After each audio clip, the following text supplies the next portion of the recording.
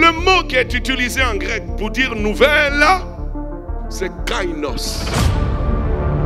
Kainos, qui signifie ce qui est inédit, ou encore ce qui n'existait pas avant que Dieu fait exister.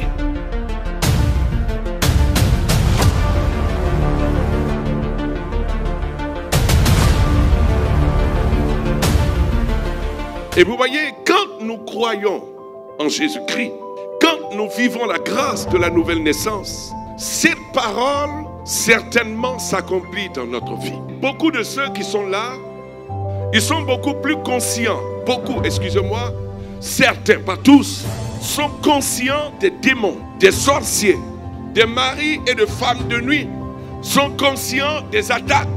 Il y a une sœur d'un pays qui m'a abordé, mon frère, ça ne va pas. Je souffre. J'ai beaucoup d'attaques. Beaucoup d'attaques. Je l'ai regardé et je lui ai posé une question. Tu es baptisé? Oui. Beaucoup ne jouissent pas du privilège qu'ils sont en Jésus-Christ par la grâce de leur baptême. Et vous voyez, l'ignorance nous a dépouillés, comme le dit la parole de Dieu. Puisque tu as refusé la connaissance, alors tu seras dépouillé. Dépouillé de quoi? De ses privilèges. Alors, je vais aider cette sœur. J'ai pris Isaïe au chapitre 55. Le verset 15 qui dit, ça dépend des versions. Dans une version, il est dit, si l'on t'attaque, cela ne viendra pas de moi, dit le Seigneur.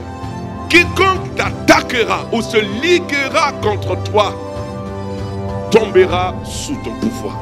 Et vous voyez, j'ai dit, ma soeur, lis cela. Elle a commencé à lire dans son cœur. J'ai dit non, dis-moi ça à haute voix. J'ai dit, Dieu dit quoi?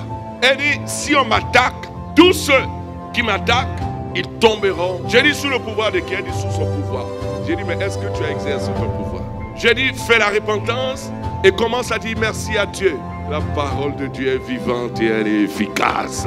Quand tu l'expérimentes, tu ne veux même pas t'en défaire. Parce que c'est tout ce que tu as besoin. Car c'est ce qui est écrit. Quand tu t'accroches à la parole, quand tu l'aimes, et comme le dit David, je serre ta parole dans mon cœur. Alors la parole t'élève. La parole te révèle. Et sur le champ, je me suis rendu compte que tous ces esprits ont été terrassés par la puissance de la parole. Et je sais de quoi je parle. Je ne veux pas que tu sois un chrétien, non, superficiel. Tout à l'heure, je voyais danser la prophétie, etc. D'autres étaient agités. Il faut sortir des agitations. Établissez vos vies sur la parole. Alors, la Bible dit qu'un ange. Mais comment se fait-il que toi qui es enfant de Dieu, la nuit tu dors, au lieu que ce soit un ange, c'est quelqu'un, c'est un esprit qui vient t'oppresser, qui vient avoir des rapports avec toi, des rêves érotiques. Il y a un élément qui te manque, c'est la parole de Dieu. Tu ne l'as pas valorisé dans ton cœur et dans ta vie. Tu es une personne peut-être qui prie. C'est pas mauvais, mais il te manque un élément. Lorsque Jésus a été visité par Satan dans le désert, il n'a pas prié parce qu'il avait déjà prié, parce qu'il est la parole de Dieu et parce qu'il a démontré à Satan. Satan dit, transforme ces cailloux en pain. Et Jésus lui dit,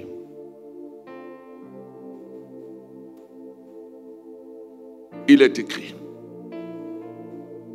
Dis à ton voisin, c'est écrit dans ta Bible. Ce que tu n'ouvres pas là, c'est dedans.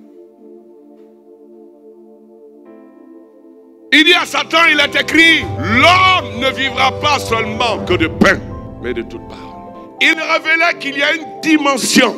Parce que tu as cru en lui, Paul dit, si quelqu'un est en Christ, il est devenu une nouvelle créature. Dis à ton voisin, lis la Bible, hein?